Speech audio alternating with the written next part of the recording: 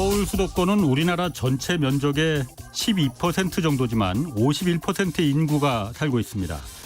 우리나라 사람 2명 중 1명은 이 서울 수도권에 살고 있다는 얘기입니다.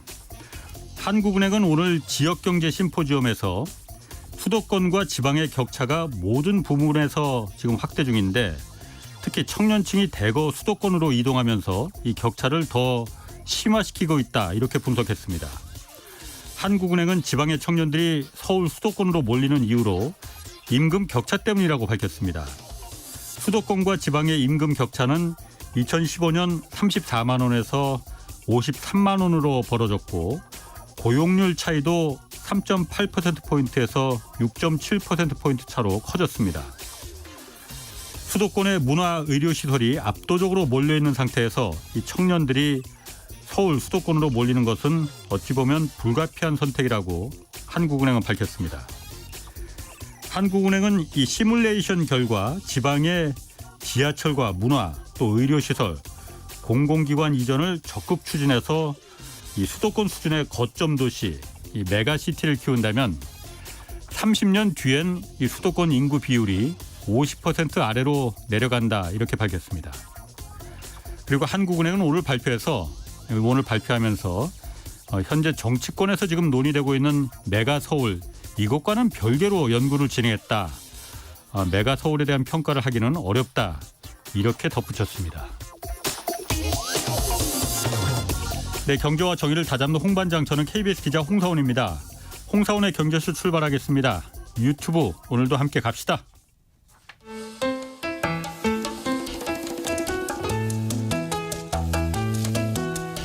대한민국 최고의 경제 전문가만 모십니다. 어렵고 지루한 경제 프로그램은 거부합니다. 유익하고 재미있는 홍사운의 경제쇼.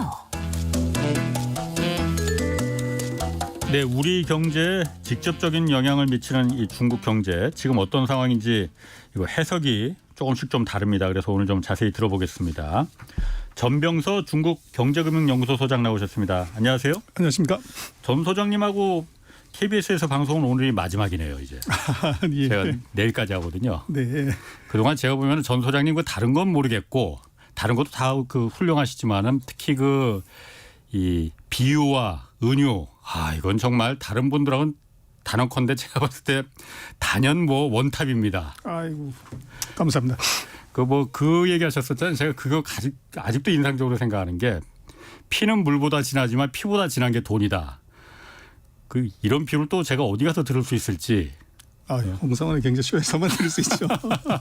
앞으로도 많이 그리울 것 같습니다. 그동안 고맙고 먼저 자 오늘 일단 이거부터 먼저 지난주에 리커창 중국 전 총리가 갑자기 사망했잖아요. 심장마비로. 좀 얘기가 많습니다. 이게 왜냐하면 리커창 총리가 나이가 그렇게 많지도 않은데다가 시진핑의 라이벌 또 그리고 시진핑 경제 정책에 대해서 좀 비판적 시각을 많이 가졌었잖아요. 그러다 보니까 좀 얘기가 뒷말이 많이 나오는 것 같은데 어떻게 보십니까? 그렇게 항상 정치인들의 사망에 그런 일은 있을 수 있지만요. 예. 이번 리커창 총리 같은 경우는 천재하고 미인은 박명이다.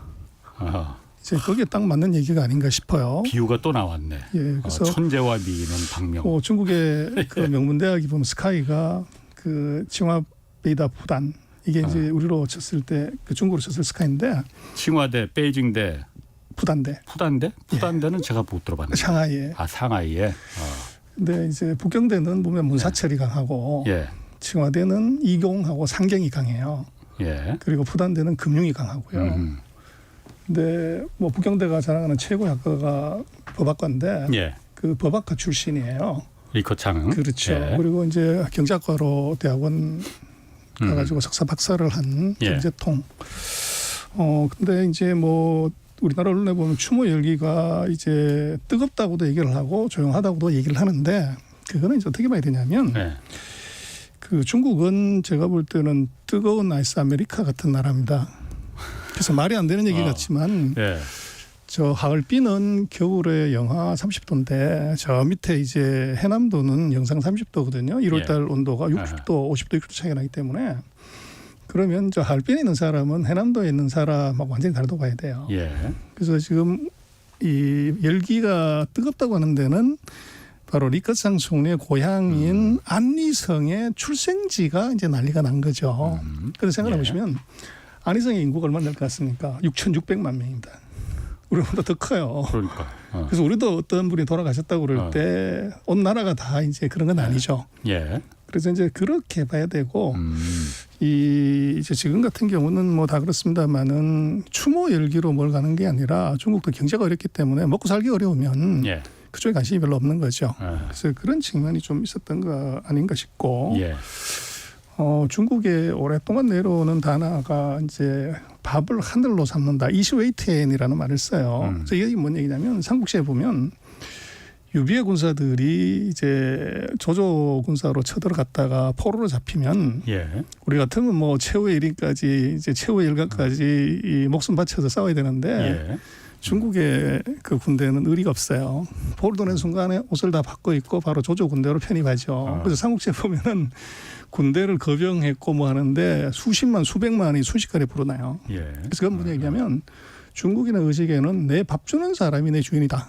예. 그래서 지금 밥을 주는 사람은 그간 10년간 경제를 담당했던 리커창 총리가 아니고 예. 이제는 리창 총리다. 아하. 그래서 밥 주는 사람이 바뀌었기 때문에 예전에 밥 주던 사람이 주인이 아니라는 거죠. 그래서 추모 열기에 관한 해석은 제가 볼 때는 그런 한 두서너 가지로 이제 볼 수 있지 않은가 싶습니다. 뭐 이상한 건 없는 거죠. 그러니까 그 죽음에 대해서. 그래서 이제 그것은 뭐 시진핑이 지금 절대 권력을 장악한 상황에서 굳이 이제 뭐 그 정적이라고 얘기할 수 있는 사람을 이제 뭐 불편한 그렇죠. 이제 의심을 받을 만한 사안을 가져갈 이유가 제가 볼 때는 없는 것 같아요. 그렇군요. 그리고 이제 그간에 보면은 리커창 총리가 5년 전 사진, 3년 전 사진, 2년 전 사진 이제 이걸 보면 그 선글라스를 끼기 시작을 해요. 리커창 총리가 색깔 있는 선글라스를 그리고 자세히 보면 얼굴이 굉장히 검어졌어요. 선글라스는 저도 자주 끼는데. 그래서 이제 그것의 이제 이유가 보면은 리커창 총리가 다크서클이 5년 전에 비해서 3년 전, 2년 전 이게 점점 짙어져요. 그래서 이제 건강이 안 좋았다는 거죠. 그래서 당초에는 뭐 간이 나쁘다 그랬었는데 그게 아니라 이제 심장이 나빴던 것 같아요. 그렇군요. 그 중국 이제 그 홍다 여기로 좀 돌아가봐서 중국 부동산 기업 홍다가 결국은 52조 원 부채 갚지 못했다고 발표했고 또 홍다보다 더 큰 그 비구위안 여기도 지금 채권이자 지급하지 못해서 디폴트 선언했다고 해요. 이게 지금 중국 경제가 부동산발 위기가 시작됐다 안 했다 뭐 이제 본격적으로 이런 분석 좀 각기 다른 방향으로 좀 분석이 나오더라고요. 지금 전선님은 어떻게 보십니까? 찻잔 속의 태풍이다. 그래서 아마 7월 달에 뭐 우리나라 모든 언론에서 중국 부동산발 위기, 금융위기, 경제 위기가 뭐 넘쳐났고 근데 10월 달 들어서 중국의 GDP가 4.9로 높게 나오면서 싹 들어갔어요. 성장률이. 그렇죠. 그래서 이제 이게 어떻게 봐야 되냐면 헝다는 2021년에 부도가 난 회사예요. 2021년에 이제 부도가 났고 그때도 방송을 했던 것 같은데 그 헝다의 채무가 전체 2조 4천억 위안화 정도 됩니다. 2조 4천 정도. 그런데 이번에 빅구이엔 같은 경우는 한 1조 4천 정도예요. 훨씬 부채 규모가 작아요. 근데 이제 헝다가 2021년에 부도가 났는데 왜 아직까지도 부도를 안 냈냐. 그것은 그 헝다의 차입금, 은행에서 빌린 돈은 한 6,800억 원, 7천억 원 정도고 나머지는 이제 그 외상대금이죠. 그 건자재 같은 것들 외상으로 산 것. 그래서 이제 헝다가 2017년, 18년 뭐 이때 1등을 한 회사이기 때문에 수주를 많이 해놨던 거죠. 그래서 아파트 청약을 많이 받아놓은 건데 이걸 그냥 부도 내면 이제 청약을 한 사람들이 큰 피해를 보니까 정부가 부도를 안 내고 계속적으로 건물을 완공해라. 그러니까 지방 정부가 도와줘서 뭐 지방 정부, 중앙 정부 다 도와준 거죠. 그래서 3년간을 지금 유지해 온 거고 최근에 이제 헝다 문제보다는 오히려 이제 빅구이엔이 그 며칠 전에 보면 해외 미국에서 부도를 이제 선언을 해요. 그래서 그러니까 달러 채권을 발행한 거 이자를 지급을 못했다고. 이자 지급 부도를 낸 거죠. 그래서 이건 어떻게 봐야 되냐면 이것은 꼼수다. 의도적인 부도다. 의도적인 부도다. 그래요? 이렇게 봐야 고의 되는데. 부도 우리가 흔히 말하는. 그래서 이제 이게 헝다 문제는 어떻게 해결을 하려고 이미 2021년에 광동성이 그 처리 방안을 발표를 했었어요. 어떻게 하냐면 우리도 뭐 그냥 감각적으로 생각하면 최우량 기업이 산업은행이지만 예. 우리나라 모든 부실의 기업은 전부 산업은행이 갖고 있죠. 그렇지. 대우조선부터 시작을 해가지고. 예. 근데 산업은행 망한다는 생각은 아무도 안 하죠. 그렇죠. 근데 대우조선을 구하는 방법을 보면 출자 전환을 시켜줘. 예. 이자를 다 이제 내는 채권을 주식으로 전환을 시켜버리면 부도날 일이 일단 없고, 두 번째는 대주주 지분을 소각해버리고 예. 새로운 전략적 투자가 예를 들면 한국 같은 경우는 이제 하나그룹을 이제 30% 지분을 받아서 현금을 갖고 들어오게 만들어서 예. 주인을 다시 찾아주는 요 프로세스를 우리가 하죠. 근데 중국이 지금 헝다문제는 딱 그렇게 하는 겁니다. 그래서 헝다를 아닌 비구이를. 헝다. 헝다를. 그래서 헝다는 출자 전환을 하고 예. 그 사이 이제 대주주를 받더니 주인을 바꾼다 이거죠, 그러니까. 그렇죠. 대주주를 받더니 그 사이에 예. 개인 비리가 너무 많은 거예요. 예. 저 해외로 돈을 너무 많이 뺀다든지 예. 뭐 배당을 너무 많이 받아갔다든지 또 개인적인 이제 뭐 스캔들이 있다든지 그래서 아마 수수는 이미 부도는 3년 전에 났고 예. 그것을 처리하는 과정이 이제 막바지 온 거다 이렇게 봐야 될 것 같고 예. 방법은 일단 출자 전환을 다 하면 더 이상 부도가 안 나는 거죠. 예. 이자를 갚을 게 없으니까. 예. 그리고 거기에 전략적 투자가를 데리고 와서 이제 주인을 갈아버리는 그 수순으로 이제 가는 거고요. 예. 빅구인 같은 경우는 한 달 전인가에 보면 근데 빅구인이 아주 이제 묘한 것이 그 해외 채권 10억 불에 대해서 홍콩에서 싱가포르에서 이자 지급을 안 해서 부도를 냈어요. 근데 보면 부채 양으로 보면 국내 부채가 월등히 많은데 그렇지. 해외 부채를 먼저 부도를 낸 이유는 뭐냐면 정부의 지원을 받기는 받아야 되는데 우리도 그렇습니다만 건설업자 하나를 뭐 정부가 크게 케어하지 않는데 예. 해외에서 부도를 내니까 이게 전 세계가 다 이제 주목하게 된 거죠. 그래서 이것을 화도 만들기에 성공을 했고 그래서 중국 정부가 이제 관여를 하게 됐고 그래서 이제 헝다를 이제 부도낸 것하고는 다르게 빅구이에는 이자 지급 연장을 해줬어요.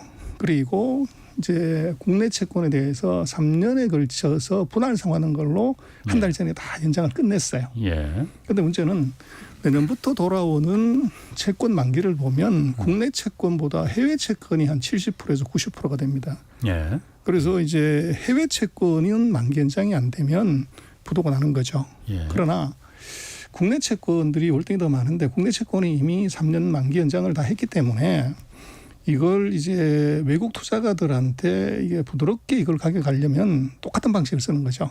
국내 채권 만기 연장해 줬듯이 그렇죠. 해외도 그거를 요구를 하려고 먼저 시범으로 이자 지급 부도를 먼저 낸 거죠.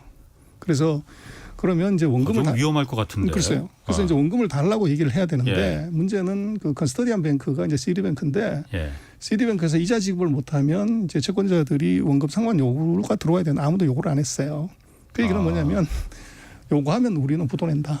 그래서 휴조각 만들래 아니면 국내처럼 3년에 걸쳐 가지고 분할 상환하는 걸 선택할래.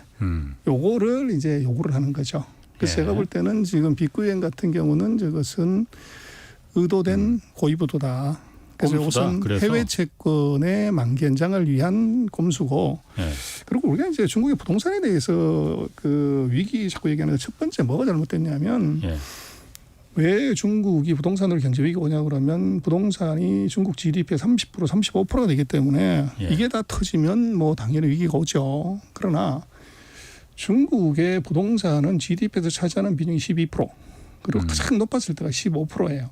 그리고 두 번째는 빅구이나 헝다가 부도났으니 1등에서 부도났으니까 건설에서 나머지 2등부터 10등까지 100등까지 다 부도났겠지. 이런 가정이 서면은 문제가 되는데 중국의 탑10 중에서 지금 빅구이엔 말고는 부도난 회사가 없어요. 그래서 또 하나는 1등하는 회사의 마켓쉐어가 얼마냐면 7%에서 5% 정도 됩니다. 그래서 이게 12% 정도 되는 데서 한 7%나 5%가 망했다고 그래서 이 전체가 넘어가냐. 이거 아니라는 거죠. 그리고 두 번째는 뭐냐면 중국에 돈을 빌려준 은행들이 공상은행, 건설은행, 뭐 중국은행, 농업은행이 이게 다 국가은행이에요. 우리 같으면 산업은행이라는 거죠. 그래서 이거는 국가은행은 나라가 부도나지 않으면 부도나지 않는 거죠. 그러니까 제가 그게 궁금한데 지금 부동산 헝다나 빅구이와는 부동산 시행업체잖아요. 부동산 회사 말 그대로. 여기는 지금 흔들흔들 하는데 이게 진짜 위기가 되려면은 부동산과 금융은 다 엮여 있으니까 그 뒤에 붙어 있는 돈을 투자한 대준, 빌려준 금융기관들한테 이 불길이 번졌느냐 안 번졌느냐. 바로 그겁니다. 그런데 그게 아까 말씀을 드렸지만 중국의 전체 대출이 한 200 몇십 조 되는데 예. 빅구이안 예를 들어서 헝다 둘 합쳐봐야 예. 이게 한 1조 겨우 돼요. 예. 그래서 전체 대출의 뭐 0.5%가 안 되는 거죠. 그거 터진다고 그래가지고 중국 금융기관 전체가 문제가 되냐? 예. 이게 될 수가 없는 거고 예. 그다음에 이게 국가은행이기 때문에 우리 예. 산업은행과 똑같은 거죠. 그래서 아까 말씀드렸던 이것을 구조조정하는 방법이 채무 출자 전환을 통해서 주식으로 전환을 해버려서 가는 것이기 때문에 예. 그런 기존에 있는 주주가 손해를 보는 것이지 예. 이게 뭐 은행이 예. 그것 때문에 부도날 일이 사실은 없어요. 근데 그걸 이제 우리가 그 대우조선의 산업은행 인수로 인한 구조조정의 케이스를 보고서 그걸 적용하면 답은 간단한데 예. 우리는 그렇게 생각을 안 하고 미국의 서브프라임 모기지로 생각을 하는 그러니까. 거죠. 예. 그러니까 이제 큰일 났다 그러는데 거기에 두 가지는 아까 말씀드렸던 이 회사들의 중국 금융에서 차지하는 비중, 부동산업계 차지하는 비중을 너무 과대평가했다. 예. 그리고 중국의 금융 구조를 정확하게 이해를 금융기관의 소유 구조를 이해하기 못했기 때문에 똑같다고 보기 때문에 예. 그런 오해가 발생한 거라는 거죠. 그럼 지금 그 뒤에 붙어 있는 진짜 중요한 서브프라임 모기지라는 게 원래 집값이 폭락하면서 그 뒤에 있던 거기서 잔뜩 그걸 갖다가 여러 가지 채권을 갖다가 그렇죠. 파생 상품을 만들어서 파생상품이 문제가 돼갖고 이제 난리가 난 거잖아요. 그 레버리지를 많이 걸은 건데 그래서 중국은 그거는 아니다 이거지 지금. 중국은 이제 아이러니하지만 금융산업이 발전을 못해서 네. 이 디리버티브 자체가 없어요. 아니 그래도 중국도 자기 돈으로 집 사는 사람 없잖아요. 다 은행에서 돈 빌려서 금융과 부동산이 다 엮여 있잖아요. 그래서 이제 중국은 다운페이 40% 내고 나머지 60%를 30년 동안 은행에서 이제 할부로 사는 거죠. 그런데 미국은 그 할부로 사는 것을 파생상품을 만들어서 계속 이제 레버리지를 돌린 거고 얘들은 그게 없다는 거죠. 그냥 30년 동안 이자 받아가지고 그냥 가는 구조기 때문에 그 서브프라임과 같은 사태가 구조로 나타날 수가 없다는 겁니다. 그래요. 그러면은 지금 사실 시진핑 정부가 예전에도 한번 좀 전 소장님하고 얘기한 것 같은데 그 부분이 지금 그렇게 가느냐 안 가느냐가 좀 해석이 분분해서 시진핑 공동부유 들고 나오면서 다 같이 잘 살자 이제는 그렇게 나오면서 제일 처음 때려잡은 게 부동산이었잖아요. 부동산이 빈부격차를 결국은 너무 크게 만들더라. 한국도 보니까 그렇고 이거 잡아야 된다 해서 부동산 기업을 그때부터 잡기 시작했는데 그래서 헝단이 비구이안이니 대표적인 부동산 업체들이 지금 쓰러지는 게 이른바 거품을 제거하기 위한 디레버리징을 하고 시진핑 정부의 시나리오대로 지금 가고 있는 거라고 보는 거냐 아니면은 이게 정말 나중에 도화선이 돼서 뒤로 확 불붙는 그런 상태로 갈 수 있는 거냐 그게 제가 가장 알고 싶은 거예요. 그렇죠. 그래서 이제 그게 문제는 그렇게 가면은 뭐 역사가 새로 쓰여지는 건데 문제는 그게 아니라는 데 문제가 있어요. 그래서 이제 공동부유를 얘기를 하면서 뭐 다 그렇습니다만 경제에다가 이념을 넣거나 가치를 넣게 되면 코스트가 무조건 올라갑니다. 그래서 중국이 부동산이 과열됐을 때 2014년부터 2020년까지 중국 부동산이 한 4배 정도가 기어 올라갔어요. 그러다 보니까 어떤 정부든 2020년에 규제를 안 하면 안 되고 그래서 2021년에 부동산 규제를 하는데 그때 타이밍 맞춰서 시진핑이 2022년에 새로운 국정 아젠다를 공동부유를 낸 겁니다. 그래서 이제 보통의 경우는 그 부동산 규제를 하면 9개월에서 16개월 정도 규제를 했었어요. 과거에 보면은. 근데 이번에 내리 3년을 해버린 거죠. 그래서 말씀하신 부동산의 거품 제거와 과도한 이익을 보는 자들에 대한 응징이 이게 너무 지나쳤죠. 그래서 이제 말씀하신 그 부동산 회사들의 이제 연쇄부도가 일어났고 또 중요한 것은 부동산 가격이 떨어지고 부동산 회사들이 건물 완공을 못하니까 사람들이 집 살 의욕을 잃어버린 것 이게 진짜 문제예요. 그래서 금융기관이 부도 나가지고 금융위기로 가는 것이 문제가 아니고 사람들이 집이 완공이 안 될 것 같아서 집을 사도 재테크가 안 될 것 같아서 집을 사겠다는 생각이 없어진 것 구매 심리가 이제 최악이 된 것이 이게 진짜 문제예요. 그래서 그 정부가 생각했던 쿨다운은 이미 한참 전에 지나갔고 쿨다운의 정도가 아니라 이제 얼음 밑으로 들어간 거죠. 그래서 이제 8월달, 9월달에 보면 중국 정부가 그 7월달에 빅구이엔이 이제 문제가 됐고 그 소비 지표가 7월달에 2.5%로 이제 보통 한 12%, 13% 나오던 것이 훅 떨어지는 바람에 8, 9월에 뜨거라 싶어서 이제 모든 정부 부처가 나서서 부양책을 내죠. 그래서 8월달 한 달에만 28가지의 내수 경기 부양책을 냈어요. 거기는 금융도 들어가 있고 부동산도 들어 있고 뭐 다 들어가 있는데 8, 9월에 무지 많이 퍼부었어요. 그래서 지금 중국 부동산에 관련된 최근 3년간의 규제는 싹 다 풀었습니다. 그리고 플랫폼 기업 말씀하신 거기에 이제 공동부유의 나쁜 놈 세 놈이 하나가 부동산, 그다음에 두 번째가 독점으로 떼돈 버는 플랫폼 기업, 세 번째가 부모들 등골 빼는 사교육 업체.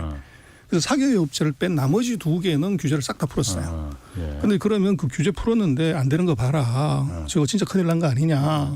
협복이 안 되는 거 아니냐 이러는데 그것도 이제 우리가 너무 선글라스를 끼고 보고 감정적으로 보는 게 있어요. 우리도 그렇습니다만은 정부가 부동산 규제 다 풀었잖아요. 그런데 지금 부동산이 바로 올라가냐고요. 그래서 정부 정책이라고 하는 것은 적어도 발표하고 한 3개월에서 6개월 뒤에 그 효과가 나타나는 것이지 발표했다고 그 다음 날, 그 달에, 그 다음 달에 바로 나지는 거 아니잖아요. 그래서 중국이 8월 달, 9월 달에 지금 대대적인 부양책을 발표했으면 아마 이론상으로 11월 달, 12월 달 빠르면 그리고 늦으면 내년 2월 달, 3월 달에 그 효과가 나타나는 것인데 8, 9월에 그렇게 발표했는데 왜 10월 달 수치가 안 나오냐. 이제 그게 우리 지금 시각이죠. 그래서 제가 볼 때 그건 좀 잘못됐고요. 그런데 9월 달에 통계치들을 보면 대체적으로 7월을 저점으로 해서 이제 반등을 하는 걸로 보여져요. 그래서 뭐 중국의 부동산 문제는 제가 볼 때는 저것은 제 언론에 계속 나와서 그렇지만 안을 들여다보면 아까 말씀드렸던 우리가 보고 있는 것의 전제가 너무 과장돼 있기 때문에 그 비구엘이나 흥다 문제는 찻잔 속의 태풍으로 끝날 것이다. 그러니까 거품을 갖다가 시진핑 지금 그 이렇게 이른바 그 절차적인 청산을 과정을 가는 중이다 이렇게 보면 되는 겁니까? 시진핑의 시나리오대로? 그게 이미 너무 과하게 돼서 이제는 약간 좀 이제는 부양으로 들어간 시켰고. 거죠. 쿨다운은 끝났고 쿨다운 정도가 아니라 얼어붙어 버린 거죠. 그러니까 좀 그러니까 뭐라고 해야 되나? 좀 줬다 뺏었다 이렇게 하면서 지금 점점 연착륙으로 가게 디레버리징을 너무 확 하지 말고 천천히 가게 이렇게 가는 거라는 거예요, 그러면? 아닙니다. 디레버리징은 이미 끝났고 끝난 거예요. 디레버리징을 하다가 보니까 이게 다 냉동창고로 들어가 버린 거죠. 그래서 냉동창고에서 다 꺼내가지고 밑에다가 지금 불을 떼는 거죠. 얼음 녹이고 이것을 이제 활성화시키려고. 근데 문제는 이게 얼음에 쌓인 고기가 바로 장작불 된다고 그래서 바로 벌떡벌떡 살아날 수 없잖아요. 그 시간이 지금 이제 그 소요가 되는. 그래서 지금 장작불 피워가지고 다시 이제 냉기를 온기로 바꾸는 작업을 하고 있는 겁니다. 아니 그런데 그러면 지금 디레버리징이 이미 다 끝났다고 하면 거품이 다 빠졌다는 거잖아요. 그러면은 일단 부동산에서 그러면은 흔히들 말하기를 그렇게 경착륙이 되면은 부작용이 굉장히 커진다 했는데 지금 보면 사실 중국의 그 3분기 성장률만 해도 얼마 4.9% 나왔잖아요. 예상이 4.6%였는데 그거보다 예상치보다 더 웃돌았단 말이에요. 그렇게 디레버리징이 그렇게 순탄하게 근데 어떻게 그건 갔을까? 이렇게 봐야 될 것 같아요. 정말 이제 중국 정부가 보통 이제 중국은 그 GDP에서 지금 소비가 기여가 67%가 돼요. 3분기는 그 77%까지 올라왔고. 그래서 제조나 투자의 비중은 이제 한 30%가 안 돼요. 그래서 중국 정부가 이제 7월 달에 보통 1, 4분기에 소비가 한 12, 3% 가다가 2.5로 훅 떨어지니까 이거는 이제 3분기 숫자가 무지 나쁘게 나올 게 보인 거죠. 그래서 이제 전국에서 이제 돈을 퍼는 겁니다. 그리고 이제 그 GDP 4.9로 리바운드 하는데 가장 큰 기여는 먹고 마시고 여행 가고 하는 이 서비스의 수요가 이게 늘어나가지고 숫자를 맞춘 것이지 내구 소비재, 자동차라든지 가전이라든지 뭐 집이라든지 이거는 숫자가 낮아요. 그래서 이 숫자를 올린 것은 먹고 마시고 쓰고 하는 이 서비스 소유 소비에서 맞춘 것이지 이게 부동산이 아니라 이거죠. 그렇죠. 상품이 아니라는 겁니다. 그래서 이제 진정한 리커버는 상품 소비가 늘어나야 되는데 그것은 이제 구매 심리하고 영향이 있죠. 그러면은 그렇다 하더라도 우리가 흔히 부동산 경착륙하면은 나타나는 결과는 그렇거든요. 길거리에 나가는 사람 많고 자산이 갑자기 풍비박산 나고 집 그야말로 그 절반 이하로 떨어져서 갑자기 자산이 훅 꺼지고 이렇게 돼서 좌절하고 절망하는 사람들이 많은 게 그게 우리가 부동산 경착륙이라고 생각했는데 미국이란다.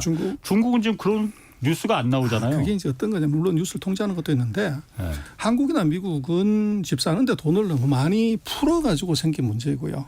그 이미 주택보급률이 100% 150%인데 돈을 더 풀으니까 갭 투자를 하다가 보니까 이제 갭 투자의 만큼의 룸이 날아가 버리면 이제 그렇죠. 바로 거래에 내려앉는 거죠. 그런데 중국의 최근 3년은 뭐냐면 돈을 많이 푼 것이 아니라 네. 기업들한테 대출을 안 해줘서 돈을 안 풀어서 부도가 난 겁니다.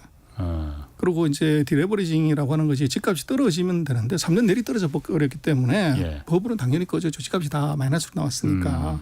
그래서 지금 중국 같은 경우는 오히려 대출 한도를 높여주고 기업들한테 자금을 공급하게 되면 예를 들어서 헝다나 얘들도 대출을 지금까지 막았단 말이에요. 예. 그래서 니들은 나쁜 놈이니까. 그래서 이거를 이제 대출 한도를 지금 있는 채무에서 130% 올려줄게. 그러면 바로 자금이 도는 거죠. 예. 그래서 지금 중국하고 이제 한국이나 미국하고는 그 금융의 상황이 완전히 다르다. 그래서 조금 다르게 봐야 되는 이유는 바로 그거라는 거죠. 그럼 중국의 부동산 거품 제거는 성공적으로 지금 이루어졌다고 보는 겁니까? 왜냐하면 제가 어쨌든 중국 뉴스 듣기에는 거리에 나는 사람이 없어요 지금. 그래서 그게 이 집을 갖다가 과도하게 높은 가격에 사가지고 그 가격이 내려가지고 이게 이제 문제가 됐으면 집을 홈리스들이 왕창 늘어나는데 얘들은 그게 아니고 그게 아니라 이거죠. 그렇죠. 돈을 안 풀어서 부도가 난 거죠. 돈을 안 풀어서 그냥 부동산 기업들만. 그렇죠. 그럼 그게 중국 인민들한테는 그렇게 큰 피해로 나타나질 않는 그래서 거예요. 이제 피해라는 것은 집을 아파트를 청약을 했는데 예. 청약을 해서 돈을 넣었는데 집을 못 받는 게 그게 그렇지. 이제 문제가 된 거죠. 예, 예. 그런 경우는 좀 있긴 있었어요. 그렇죠. 그러니까. 그게 이제 뭐냐 그러면 그런데 이 사람들이 그냥 거리에서 사는 것이 아니라 기존에 전셋집이든 뭐 월세집이든 어디 살고 있잖아요. 예, 예. 근데 완공이 안 되는 것이 이제 사회적으로 문제가 됐고 지금 빅구행 같은 경우가 부도난 이유가 바로 그겁니다. 정부가 2020년 하반기에 그게 심각하게 문제가 되니까 예. 책임 준공해라. 무조건 다 지어줘라. 예, 그리고 예. 돈은 나중에 내가 줄게. 예. 그리고 사람들한테 완공하면 돈 받으면 되지 않겠냐. 예. 근데 사람들이 돈을 안 낸 거죠. 그래서 빅구유엔이 흑자도산을 사실은 하게 된 거고. 그래서 정부로서는 이제 정부 말을 잘 듣다가 부도를 낸 회사이기 때문에 이건 무조건 네. 구제해 줘야 되는 거죠. 그래서 빅구유엔에 대해서 채무 연장이나 이자 뭐 유예 같은 것들을 예. 이제 뒤에서 그 보이지 않는 손으로 이제 컨트롤 해준 것이 바로 정부죠. 그렇군요. 그 부동산뿐만 아니고 지금 특히 중국 같은 경우에 그 주식시장에서 특히 외국인 자금들이 많이 빠져나가고 있잖아요. 빠져나가는 건 사실인 것 같습니다. 지금 석 달째 지금 꽤 많은 돈이 빠져나갔다고 해요. 외국인 자금이. 일단 이건 차이나 런이라 그 수준까지라고 볼 수 있는 건지 없는 건지. 예전에 그 전 소장님은 중국에서 차이나 런 오히려 차이나 런이 아니고 차이나로 지금 유입된다고 하셨었잖아요. 그래서 1사분기, 2사분기는 유입이었었고요. 3분기 들어서는 이제 빠지는 런이 나왔어요. 그런데 얼마가 런이 나왔냐를 보면 대략 주식시장에서 보면 한 10%에서 12% 정도 들어온 돈의 전체 1조 8천억에서 뭐 이제 그 정도가 나간 거고. 근데 그 나간 것의 이제 이유를 보면은 이제 두 가지로 생각할 수 있는데 첫 번째는 환율이 지금 6.3에서 7.15까지 거의 한 15%가 절하가 됐어요. 그래서 거기서 환차손이 나는 부분이 하나 있고 이 두 번째는 이제 금리 차죠. 그래서 뭐 미국하고 중국이 보면 금리 차가 한 2% 정도 있다가 미국이 금리 올려버리는 바람에 이제 역마진이 생긴 거죠.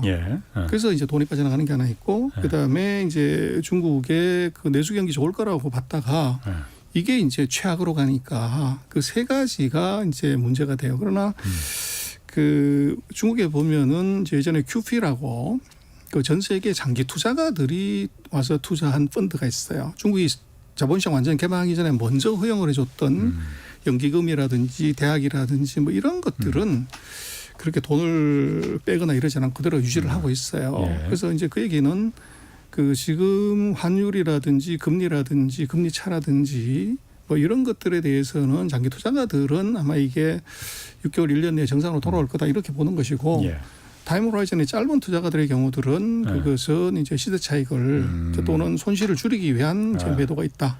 그렇게 보시는 주로 단기 자금들이 빠져나가고 장기적인 자금들은 그대로 남아 있다. 없습니다. 그리고 그렇게 한다면 장기 자금이 빠진다 그러면 뭐 전체 들어온 돈의 한 30-40%가 빠져야죠.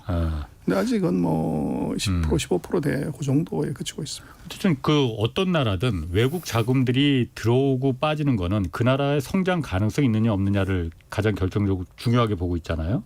중국이 그러니까 아까 말씀하셨듯이 연 성장률 지금 4.9%예요. 이게 잘 나온 겁니까 못 나온 겁니까? 일단 기대치보다는 예상치보다는 잘 나왔는데. 그건 이제 우리가 뭐 중국 40년 끝났다. 그래서 중국은 더 이상 볼 게 없고 빨리 공장 빼야 된다 이런 얘기를 참 많이 올려놨는데 그건 그렇게 보면 안 되고요. 예. 상대 성장률을 봐야 돼요. 그래서 전 세계 평균 성장률이 3%가 안 되는데 예. 미국이 이제 연율로 보면 한 2% 이러고 있고 2.1%. 예, 한국이 1.5 이러는데 예. 근데 한국 경제 규모의 11배가 된단 말이에요. 지금 중국 경제 규모가요. 근데 그런 나라가 5% 가까운 성장을 한다는 것은 그건 정말 항공모함이 비행기 속도로 달리는 거죠. 그래서 오히려 항공모함이 비행기 속도로 지금 달리고 있다. 그렇죠. 우리가 지금 1.5% 가는데 그러게. 5% 가는 것이 성장률이 낮다. 이렇게 얘기하는 건 넌센스고 또 뭐를 하나 봐야 되냐면 그 장제민 주석 때 13.9%인가 성장을 해요. 두 자릿수 높은 수를 하는데 근데 시진핑 후진따오 때 10% 지금 시진핑 때 5% 이렇게 하면 13% 대비해서 반토막 이상이 줄어든 거죠. 그래서 이제 당연히 그건 문제가 될 수 있는데 문제는 거기에 치명적인 오해는 바로 사이즈를 고려하지 않는다는 겁니다. 그렇지. 그래서 장제민 시대의 GDP를 1이라고 하면 시진핑 시대 2022년의 GDP는 31배나 돼요. 그럼 지금 장제민 시대의 1%가 이게 지금 시진핑 같은 경우는 31분의 1이라는 거죠. 그래서 지금 시진핑의 1%는 5% 성장한다는 건 장제민 때 150% 성장하는 거예요. 그럼 지금 4.9% 성장 3분기 성장이 나온 거는 굉장히 지금 고무적인 숫자다. 그렇기 때문에 외국인 장기 자금들이 안 빠져나가는 거다. 그런 것도 있죠. 그런데 이제 그거는 그 기업이 결국 도망가냐 안 가냐를 봐야 돼요. 그런데 자금이라는 것은 아까 말씀하신 것처럼 단기적으로 왔다 갔다 할 수 있고 수급 요인, 금리 요인, 심리 요인이 다 있지만 그래서 중국이 정말 끝났다고 하면은 그 이상한 기업들이 몇 개가 있죠. 테슬라는 왜 중국에서 공장 안 빼냐. 그러니까. 애플은 왜 안 빼냐. 그리고 스타벅스나 맥도날드나 코카콜라는 이거 공장 안 빼고 여전히 장사 잘하고 있단 말이에요. 그렇지. 그리고 GM이나 포드는 왜 공장 안 빼냐 이거죠. 그래서 거기에 사실은 답이 있는데 우리가 너무 이제 언론의 레토릭에 이 동조를 하다가 보면 팩트를 놓치는 경우가 많죠. 그 헤드라인을 보지 말고 기업들의 액션을 보는 게 맞는 것 같아요. 기업들의 액션. 사실 그런 부분을 저희 홍사원의 경제쇼에서 계속 지금 한 3년 가까이 지금 전해줬는데 그런 부분이 좀 저희 청취자들도 많이 좀 저희 이 프로그램을 좀 많이 좀 인정하는 게 바로 그런 부분 아니었나. 그것도 다 제 덕분 아니었나. 저는 거기에 동의합니다. 그래서 예리하게 질문을 잘해 주시고 김현주 작가가 주는 질문을 보면 제가 깜짝 놀랄 때가 있어요. 야, 이런 질문 어디서 이걸 뽑아왔지. 그래서 저도 그거 확인하려고 다시 데이터를 확인하고 하는 그런 경우가 많이 있었던 것 같아요. 자, 그리고 반도체 관련해서 지금 미국이 중국에 대해서 인공지능 그 AI 반도체에 대해서 추가로 지금 규제를 내놨단 말이에요. 엔비디아가 지금 50억 달러 그러니까 우리나라 돈은 한 7조 원 가까이 지금 날리게 생겼다고 그러던데 이거는 왜 그런 거예요? 날린 건 아니고요. 이제 수출을 못하게 됐다는 거죠. 기회 손실이 생겼다는 거고. 그래서 이것의 이제 단초는 미국이 중국의 반도체는 AI거든요. AI를 규제하려고 14나노 이하의 칩을 만들 수 있는 장비 기술 이런 거 공급하지 마라. 그걸 작년 10월에 냈는데 지난달인가요? 레이먼드 상무장관이 그 중국을 방문했던 날 아마 그 방송하고 기억이 나지만 그 출국하기 바로 전날 7나노 기술을 쓴 핸드폰 하웨이가 그랬지. 이걸 발표를 해버린 거죠. 그러다 보니까 이제 이 미국으로서는 미국 정치권으로서는 여당 입장에서는 무지당황한 일이 벌어요. 14나노를 봉쇄를 했다고 자랑을 했는데 7나노짜리 칩을 만들었으니 그래서 가만히 있으면은 이제 바보 되는 것이고 그러면 이제 액션을 뭔가를 해야 되는데 거기에 이제 14나노 보다가도 이제 더 낮은 그레이드의 칩을 만들 수 있는 것도 다 규제하자. 거기에 이제 그 유탄을 맞은 것이 바로 엔비디아죠. 그래서 엔비디아는 그래서 이제 미국의 적이 누구냐 그러면 중국이 아니고 미국입니다. 그래서 미국의 적이 미국이다. 그렇죠. 그래서 이제 미국이 그 추가적인 반도체 제재를 해야 되겠다고 그랬더니 그럼 이론상으로는 중국이 반대하고 중국이 항의하고 뭐 이래야 되는데 미국의 반도체 협회 SIA에 이 사장들이 다 모여가지고 하면 안 된다고. 그래서 그거 하면은 중국이 혹산해버리고 우리가 완전히 시장을 잃어버린다. 이렇게 이제 가서 로비를 하는 그런 이제 희한한 일이 벌어졌고요. 그래서 결국은 지금 이제 엔비디아가 꼼수를 썼던 거죠. A100이라고 하는 이제 정말로 우리가 챗GPT를 할 수 있는 초고성능의 GPU를 이거를 이제 만들어서 공급을 했는데 그건 이제 14나노 규제에 걸린단 말이에요. 그랬더니 성능을 더 떨어뜨려서 일부러. 그렇죠. 그래서 그 H100인가 뭐 하는 네. 이 성능을 의도적으로 낮춘 제품을 계속적으로 공급을 했고 그래서 중국은 뭐 이가 없으면 어떡하냐 그럴 때 잇몸으로도 씹을 수 있잖아요. 네. 그래서 뭐 그 회가 있는데 그거 회칼 없다고 회를 못 치냐. 그거 식칼로도 할 수도 있고 과도로도 이제 맛은 그렇게 안 나지만 칠 수가 있는 거죠. 그래서 예. 중국이 지금 14나노 장비 안 줬는데도 예. 그걸 잇몸으로 씹어서 이걸 구멍을 낸 거죠. 그러다 보니까 미국으로서는 어차피 이미 7나노까지 얘들이 했다는 것은 그 기술을 확보했다는 얘기고 예. 그걸 지금 뭐 규제한다는 것은 그건 쇼죠. 그것은 오히려 정치적인 가만히 있으면 바이든 정부가 대선을 앞둔 예. 거기에서 야당의 공격이나 민심에 이제 어떻게 보면 이제 그 지지율 떨어지는 것 그걸 막기 위한 액션으로 이제 보이고 예. 그래서 거기에 이제 유탄을 맞은 것은 중국이 아니라 미국 기업. 그래서 엔비디아도 마찬가지고 특히 지금 제일 쫄고 있는 것은 엔비디아가 아니라 퀄컴입니다. 퀄컴? 우리 핸드폰에 들어가는 네, AP 퀄컴 칩. 칩. 예. 이게 뭐 전 세계에서 독보적이죠. 예. 그런데 퀄컴이 자기네 매출의 63%를 중국에서 해요. 근데 퀄컴의 칩은 지금 미국이 규제하는 거는 인공지능 반도체를 규제하는 거잖아요. 지금. 그렇죠. 그러나 이제 인공지능을 하려면 빅데이터가 필요한데 빅데이터가 어디서 나오냐면 핸드폰에 나오는 거죠. 아, 그렇지. 그런데 핸드폰에 지금 들어가는 게 5나노 칩인데 예. 이것도 이제 거기에 해당이 될 수가 있는 거죠. 그러면 퀄컴의 AP 칩이 예. 이제 문제가 될 수가 있죠. 아, 그것까지 갈 수 있다. 그래서 퀄컴도 그럼 떨고 있겠네 지금. 퀄컴이 제일 떨고 있는 거죠. 퀄컴이 그럼 그 시장이 그 중국 시장이 그렇게 큽니까? 의지하는 중국 시장이. 그거는요 이렇게 봐야 됩니다. 그 애플이 세계에서 1등하는 회사인데 예. 애플은 거의 I자 들어가는 모든 아이폰, 아이패드, 아이팟을 한 80%를 중국에서 만들죠. 그러다 보니까 그리고 이제 우리 한국의 삼성을 빼고 나면 예. 샤오미, 오포, 비보, 하웨이가 이 전부 중국 회사예요. 그래서 1등하고 2등하는 회사 점유율 한 20%, 20, 한 40%를 빼면 예. 전 세계 핸드폰의 거의 50에서 60을 중국이 만들어요. 예. 근데 거기다 플러스해서 애플이 거기서 만드니까 애플 거까지 합치면 전 세계 핸드폰 생산의 거의 70%를 중국에서 만드는 거죠. 그렇군요. 그러다 보니까 거기 들어간 AP 칩은 퀄컴이 거의 독점하다시피 하니까 그 퀄컴의 대중국 매출액이 63%가 되는 거죠. 그렇군요.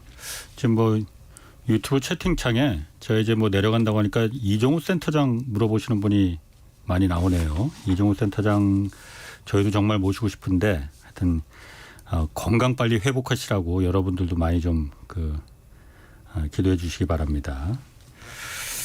건강이 좀 안 좋으십니다. 이종우 센터장께서. 저도 좀 많이 보고 싶은데. 자, 그러면은 이 미중 간 반도체 싸움 이게 지금 점점 좀 약해질 때도 됐는데 더 그야말로 기싸움처럼 격해지는 것 같은데 이게 우리한테 영향이 있을까 봐 지금 우려하는 거잖아요. 그래서 이게 미중 반도체 전쟁은 제가 볼 때는 단기 호재, 장기 악재 그렇게 봐야 되는데 그래서 미중이 싸우면서 어쨌거나 미국은 D램을 만들기는 만들지만 제대로 못 만들고 중국은 아예 실력이 안 되고 예. 그래서 지금 챗GPT 얘기를 하지만 엔비디아 주가 폭락시킬 수 있는 나라가 딱 한 나라 있는데 그게 우리 예. 대한민국이에요. 하이닉스가 엔비디아 칩셋에 들어가는 HBM이라고 하는 하이밴드 메모리를 공부 안 해버리면 이건 칩셋 그렇지. 자체가 못 나오게 돼요. 예, 그래서 적어도 이제 반도체 사이클 한 2번 정도 한 8년 정도 기간까지는 한국의 메모리는 뭐 이 고노리표를 지었다고 보여지고 예. 그러나 이제 중국이 뭐 인구로 보나 경제력으로 보나 지금의 실력으로 보나 반도체 국산화 합니다. 근데 시간이 얼마냐의 문제죠. 그래서 반도체 국산을 했다고 그러면 그게 최대 타격은 우리 한국이 받을 수밖에 없습니다. 한국이 반도체 국산화가 뭐 언젠가는 하겠지만은 그게 시간의 문제죠. 그렇다고 한국이 그럼 가만히 서서 기다리나요, 그러면? 그래서 이제 그게 우리가 얼마나 격차를 유지를 하냐 하는 것이 그게 굉장히 중요하죠. 예. 그래서 이제 그게 왜 어렵냐 그러면 미국이 반도체를 정부가 60조 가까운 보조금을 줬고 유럽도 그 정도 돈을 줬고 네. 이번에 중국이 또 한 3천억 위안 우려쳤을 때 한 55조 정도 되는 이 보조금을 줘요. 그래서 그거는 사실 안 갚아도 되는 돈이란 말이에요. 예. 그 돈을 이제 R&D나 개발에 쓰게 되고 또 우리 같은 경우는 뭐 국가가 지원하는 건 아니고 뭐 우리 국가 돈을 재벌한테 돈 준다는 건 우리 정서에는 말이 안 되는 거니까. 그래서 지금 이게 반도체는 그 재벌 기업의 수익 사업이 아니고 예. 이것은 국가 대항전이에요. 예. 미국이 왜 550불이라는 엄청난 돈을 그렇지. 보증을 주냐는 것은 미중의 AI 전쟁에서 예. 이것은 군사비예요. 그런 개념으로 보증을 항상 주는 것인데 우리는 그것을 이제 민간 기업에 그냥 뭐 이익 사업으로 이제 하게 되면은 국가 대항전에서 우리나라 기업들이 좋은 조건을 갖고 있으면서도 밀릴 가능성이 있죠. 예. 그러나 어쨌거나 하여간 적어도 반도체라는 게 지금 상황으로 보면 반도체 사이클 4년 곱하기 2한 정도 조금 더 길어지면 12년 정도 그 기간 사이에서는 우리 메모리 반도체 같은 경우는 경쟁자가 없기 때문에 이제 콧노래를 부를 수 있지만 그 이후로 넘어갔을 때 만약에 국산을 했다고 그러면 그때는 아주 치명적입니다. 그런데 제가 또 한 가지 좀 그 고개가 갸웃갸웃했다는 게 어쨌든 중국하고 미국이 그러니까 중국한테 반도체에 대해서 이제 성능이 낮은 것까지 수출을 금지를 당장 시켜버리니까 중국이 흑연을 갖다가 그 수출 통제하겠다고 해버렸잖아요. 흑연은 이제 어쨌든 배터리가 그 타겟으로 한 것 같은데 이게 왜 당연히 그럼 한국 기업들이 지금 일본 기업들도 물론 있지만은 한국 기업들이 가장 큰 타격일 텐데 왜 미국한테 뺨 맞고요? 한국한테 그걸 한국한테 직접적인 타격이 될 수 있는데 왜 갑자기 흑연인가? 그래서 이제 그건 여러 가지로 해석할 수가 있는데요. 지금 배터리하고 반도체가 우리를 먹여 살리는 이제 핵심 기둥이지만 이 배터리는 이제 잘난 형을 둔 덕분에 이제 날아온 돌을 맞아서 코피가 날 수밖에 없는 그런 나쁜 상황이에요. 그래서 미국하고 중국이 싸우긴 하지만 이게 미국은 배터리를 못 만들고 중국은 그렇죠. 배터리 세계 1등이에요. 그렇죠. 그리고 미국은 반도체 기술은 있지만 반도체를 못 만드는데 그렇죠. 한국은 반도체를 만들고 있는 이런 구조다 보니까 그리고 중국은 애초부터 공장은 있고 반도체는 없으니 이게 반도체를 만들거나 기술을 개발하고 할 때 한국의 협력이 필요해요. 그래서 어떤 경우에도 한국의 반도체를 규제하거나 제재할 가능성은 낮아 보이는데 그렇다고 해서 가만히 있을 수 있냐. 반도체로 공격받았을 때 이 옆에 있는 배터리를 패는 거죠. 그래서 배터리 같은 경우는 우리 같은 경우에 뭐 리튬부터 시작해서 원자재 80%에서 90% 중국에 의존하기 때문에 그러고 지금 미국의 전 세계에서 배터리 1등은 한국이 아니라 중국입니다. 그런데 미국은 배터리를 못 만들기 때문에 그걸 한국한테 대부분 다 지금 의존을 하고 있는 거죠. 일본이 조금 있긴 하지만. 그래서 한국의 흑연을 규제하게 되면 음극재, 양극재가 없으면은 배터리를 못 만드는 문제가 생기고 한 쿠션 돌리면 그것은 미국에 대한 제재가 되는 거죠. 그런데 미국을 바로 제재하면은 미국이 가만 안 있을 거니까 이제 애둘러 돌려가지고 제재하는데 거기에 우리 한국의 배터리가 충격을 받을 수 있는 가능성이 지금 있는 거죠. 미국이 가만히 있지 않으니까 애둘러서 동생을 먼저 한 대 코피 터뜨린다? 그렇죠. 그 중국 측은 너무 좀 비겁한 거 아닙니까? 그래서 이제 미국한테 직접적으로 그야말로 대항할 수 있는 것도 있을 텐데. 그래서 이제 그게 아직도 미중의 그 힘의 차이라는 것을 중국이 명확하게 인식하고 있다는 거죠. 그래서 중국말에 그런 말이 있어요. 그 원숭이 길들이려고 닭을 잡아서 피를 보여준다. 그래서 상대가 너무 세기 때문에 이게 이제 중간에 있는 놈을 패가지고서 이제 자기 의사를 표현하는 거죠. 그래서 지금 아까도 말씀을 드렸지만 한국에 대해서 흑연을 규제한다고만 했지 실제로 수출 통제한 건 아니에요. 아직 하진 않았어요. 그렇죠. 그래서 이제 칼을 한번 빼서 우리는 이런 카드가 있어 하는 것을 보여준 거죠. 그래서 우리로서는 제가 볼 때 이제 중국을 우리가 어떻게 관리해야 하는 문제는 중국은 중동으로 관리해야 된다. 그래서 지금 우리는 뭐 전통 제조업에서 중국에서 흑자내는 건 이제 굉장히 어려운 상황이고 반대로 그러면 딴 데서 흑자내면 되지. 반도체가 배터리에서. 그러나 문제는 반도체 소재의 한 40% 배터리 소재의 80% 이상을 중국에서 가져오기 때문에 우리가 사우디에서 수기를 못 갖고 오면 아무것도 안 되듯이 지금 반도체가 배터리는 중국에서 소재를 갖고 오지 않으면 이게 안 되게 돼 있어요. 그래서 제가 볼 때는 중국에 대해서는 이제는 우리가 전략의 스탠스를 중동으로 바꿔야 된다. 우리가 중동에서 자원을 수입할 때 여러 가지를 이제 생각을 하는데 중국에 대해서는 우리 OEM 공장은 이제 잊어버리고 그 원자재 조달국으로서 중국을 어떻게 안정적으로 잘 관리할 것이냐. 여기다 포커스를 해야 될 것 같아요. 이달 11일부터 이제 샌프란시스코에서 에이펙 정상회의 열린단 말이에요. 뭐 미중 정상회담 가능성도 뭐 있다. 뭐 이런 얘기 나오는데 미중 정상회담이 만약 성사가 되면은 우리 좀 약간 좀 덜 싸우자 뭐 이런 얘기도 나올 수 있을까요? 어떨까요? 그렇게 했으면 정말 좋겠어요. 그러나 제가 볼 때는 이것은 뭐 별 성과 없는 이제 회담이 될 확률이 높아 보인다. 소문난 잔치 끝날 가능성이 높다. 그 이유는 뭐냐면 첫 번째는 왕이 외교부장이 먼저 사전 이제 협의를 하는 과정에서 이걸 스무드하기 위해서 5가지 전제 조건을 걸었어요. 이게 돼야 된다. 이렇게 했는데 제가 볼 때는 5가지 중에서 2가지는 될 수가 없어요. 그게 뭐냐면 미국이 동맹국을 모아가지고 반중국에 연맹을 하지 마라. 예. 두 번째는 대만 문제를 언급하지 마라. 이 2가지가 들어가 있는데 3가지는 제가 볼 때는 뭐 미국이 수용할 수 있지만 이거 2가지를 걸었다는 것은 어차피 이것은 바이든 정부의 근본적인 정책이기 때문에 이걸 포기하거나 이럴 수는 구조적으로 없는 문제예요. 그런데 중국이 이걸 들고 나왔다는 것은 회담에 대해서 별 기대를 안 한다는 거죠. 그리고 더 이제 재미난 것은 내년에 트럼프 정부하고 바이든 정부가 교체가 될 거냐는 아주 미묘한 시기잖아요. 예. 그래서 그러면 중국은 트럼프에 배팅하고 있냐 바이든에 배팅하고 있냐를 보면 제가 볼 때는 트럼프에 배팅하고 있는 것 같아요. 예. 이유는 미국이 최근 한 석 달 사이에 바이든 대통령 빼놓고 밑에 브링컨 이제 국무장관부터 옐렌 재무부 장관, 켈리 기후대사 그리고 최근에는 러먼드 상무장관까지 다 보냈는데 그 4명이 다가 얘기하는 디리스킹 반도체하고 AI하고 퀀텀을 빼놓고서는 잘 지내보자고 얘기를 하는데 중국이 답을 안 줬어요. 예. 다 빈손으로 돌아갔죠. 그 얘기는 이 바이든 정부의 경제 성과를 만들어주지 않겠다는 얘기죠.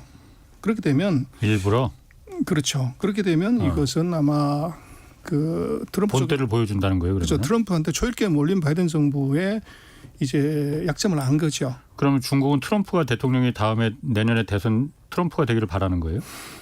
지금으로서는 이제 그럴 것 같은데요. 그래서 그 이유는 그럴 것 같아요. 이제 4년 단위의 그 민주주의 선거제도가 굉장히 좋은 제도이긴 하지만 정책의 일관성에서는 아주 독이에요. 예. 그래서 트럼프 4년 동안 무역 전쟁을 했지만 바이든은 무역이라는 말을 입에도 안 올렸어요. 그렇죠. 기술 전쟁만 했단 그렇죠. 말이에요. 그러면 만약에 내년에 바이든이 아니라 트럼프가 되면 어떻게 되냐? 트럼프 성격상 바이든 정책을 그대로 수용할 가능성이 없어요. 그래서 지금 트럼프가 프로젝트 2025라고 사이트를 만들어놨는데 거기 보면 정책이 뭘 하겠다는 게 다 있고 정부 조직도 이렇게 바꾸겠다는 게 있어요. 그런데 거기 보면 바이든 정책 나는 다 뒤집겠다. 그리고 이제 모든 제품에 대해서 10% 수익 관세 붙이겠다. 예. 이렇게 돼 있는데 그렇게 되면은 아마도 그 뭐 정치인들은 아젠다에 먹고 살잖아요. 그렇지. 예. 그래서 트럼프는 무역으로 했다가 실패했고 바이든은 기술로 해서 완전히 성공을 했는데 문제는 시간이 부족해요. 목을조르는 신용만 했지만 숨통을 못 끊었단 말이에요. 아니, 트럼프도 그걸 다 봤을 거 아니에요. 그렇죠. 자기가 했던 무역은 실패했는데 바이든이 보니까 기술로 해서 딱 성공하네. 그럼 당연히 도입할 그래서 것 이제 같은데. 그것을 더 세게 가면 좋은데 제가 볼 때는 이 기술로 목 좋아서 중국을 항복시켰다고 하면 예. 이 공이 누구 거냐. 아, 바이든께 된다? 그렇죠. 그 트럼프의 성격상 제가 볼 때는 그거는 그냥 지금처럼 내버려 둬버리고 새로운 아젠다를 들고 오는데 그게 제가 볼 때는 금융일 것 같아요. 미국의 아마 바이든 정부가 아닌 트럼프 정부로 바뀌면 미국의 제3차 대중공격은 금융으로 간다. 트럼프가 또 금융은 또 일가견이 있지. 그렇죠. 그래서 1985년에 일본을 이제 금융전쟁으로서 완전히 초시킨 그 당이 보면 공화당이죠. 그래서 공화당이 내리 3번 이제 집권하면서 일본을 완전히 이제 자초시켰는데 그래서 그렇게 놓고 보면 아마 이제 미국이 그 트럼프가 만약에 된다고 하면 기술 반도체를 조금 더 목을 세게 조았다가 일정한 부분을 풀어주면서 금융시장을 열게 하는 그런 전략 그게 나올 가능성이 높고 지금 중국으로서는 뭐 반도체가 막히면 아무것도 할 수 없는 상황이죠. 그러면 금융에서 대신 이제 베네핏을 주고 일정한 부분만큼 이제 기술에서 룸을 확보하는 뭐 그런 전략이 나올 수도 있어 보입니다. 아까 말씀하실 때 중국이 5가지 미중 정상회담에 5가지 요구 조건을 들었는데 그중에서 2가지는 절대로 안 된다고 했잖아요.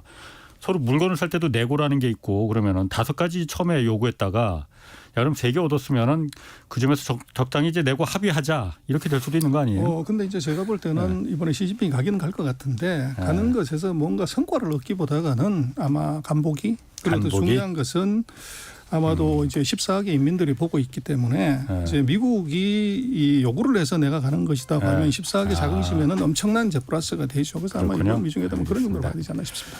네, 전병서 중국경제금융연구소 소장이었습니다. 그동안 감사했습니다. 아이고 고맙습니다. 내일은 제가 진행하는 경제쇼 마지막 방송입니다. 내일 뵙겠습니다. 지금까지 경제와 정의를 다잡는 홍반장 홍사원의 경제쇼였습니다.